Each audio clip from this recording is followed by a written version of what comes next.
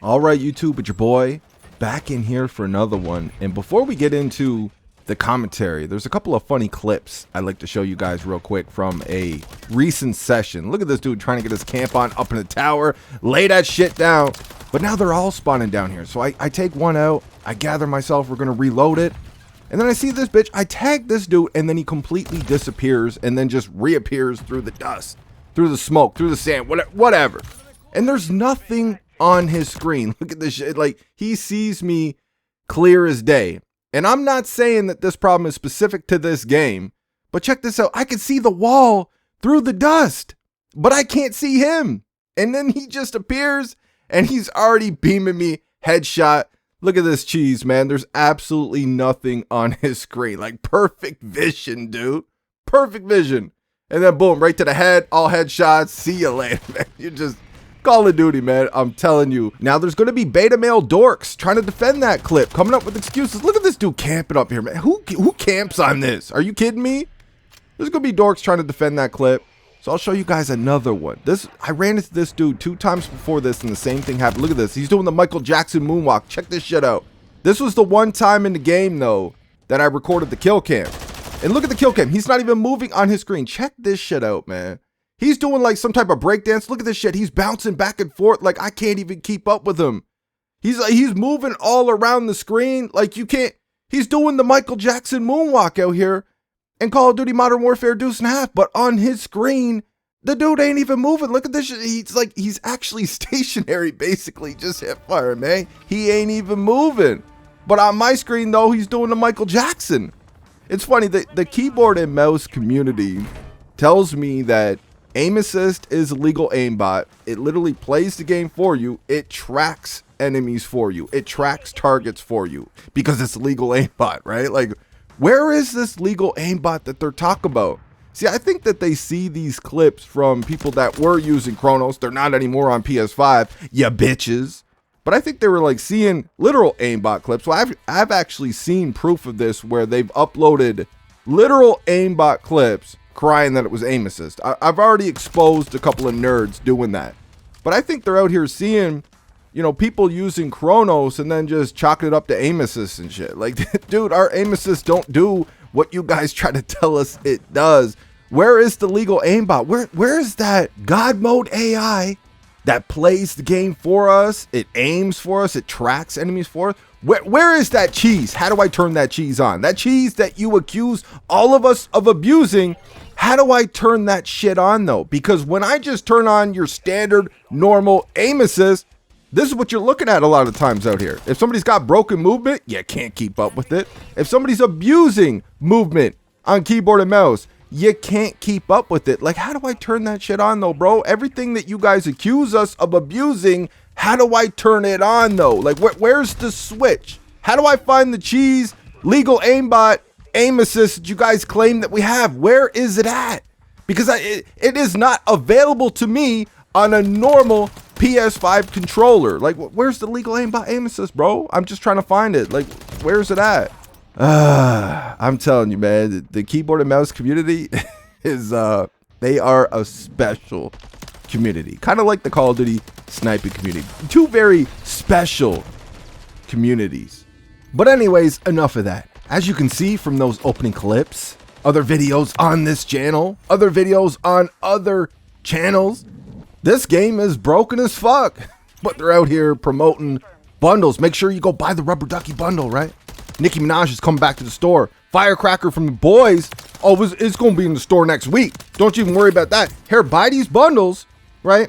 Don't worry about the fucking game, though, man. The game that you paid full price for, don't worry about that. Buy these fucking bundles. But speaking of bundles and bullshit and all this other nonsense, Microsoft actually laid off 1,900 employees across Activision Blizzard, ZeniMax, Bethesda, bunch of people at Sledgehammer Games, Infinity Ward, Treyarch, a whole heap of employees in the Call of Duty family and outside of the Call of Duty family, just under the Microsoft umbrella, got laid off today. And listen, let me say this real quick before I say anything else.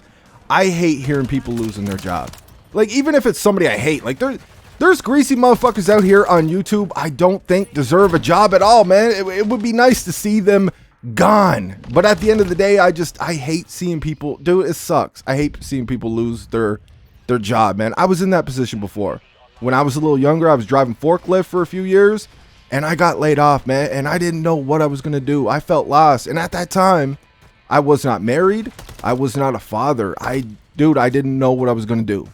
My girlfriend at the time, there was no way I was gonna move. I wasn't ready to live with anybody at that point. I was living on my own. I wasn't ready to move in with anybody, and I'm like, fuck, man. Well, like, what am I gonna do? I'm not gonna move back in with my mom. Like, what the fuck am I gonna do, man? So, like, I always make sure I try to have a little security blanket, though. I always try to keep a little savings there for an emergency. So I was like, all right, man, you know, maybe we might be able to make it. So I lived off that just for a little bit while I was hunting for another job. I got another job, and I was able to keep my head above water, and I made it through. But it's tough, though, man. It's, you know, especially when you got a family and shit. Dude, it's just, I hate hearing people lose their job. Like I said, even if it's somebody I fucking hate, except for like Bobby Kotick or those other bitches at Activision, they deserve to lose their job. The way they treat women and all that other shit. Bobby Kotick, this is what I don't understand, man. Didn't they just pay Bobby Kotick like 150 million or some shit, 155 million or some shit to leave for severance? You go and buy Activision Blizzard for $70 billion and pay Bobby the bitch nerdlet Kotick all this money for severance, and then a few months later, you're laying 1,900 people off. We could split that money up, man. Just take that money Kotick got for severance and split that up between the 1,900 employees you just laid off. That sounds like a good deal to me. Kotick is still sitting pretty. Kotick made a ton of money when he was at Activision, ruining all of our favorite motherfucking games. He's got tons of money. Take his severance and give it to these employees. They need a big fat ass severance for the bullshit that's going on right now. They don't have a job anymore. They have families. They need some of that. Actually, you know what? Yeah, we'll split up most of it for the 1,900 employees. We'll save a little bit of it to save Call of Duty, though. We'll use a little bit of that to save Call of Duty from all the bullshit they've been doing. But still, like, this is unfortunate, man. I hope these 1,900 employees get a big, huge severance for getting laid off. But I'm seeing a lot of brain dead, room temperature IQ comments and posts out here about this right now. Like, I'm not going to put any of that in this video. I'm not trying to give these people any shine. I've already responded to one on Twitter, and they're talking about how evil Microsoft is. You go and you spend $70 billion to buy this company, and then this is what you go and do a couple months later. Like, I had to break it down to these people. Like, most of the time, when you see acquisitions like this, mergers like this is not out of the norm. You will see people getting laid off when you have a merger like that. Like, these people are so caught up in the console wars, common sense just goes out the fucking window. Like, I go to these people's bio, right, that is talking all this bullshit, hating on Microsoft for this right now.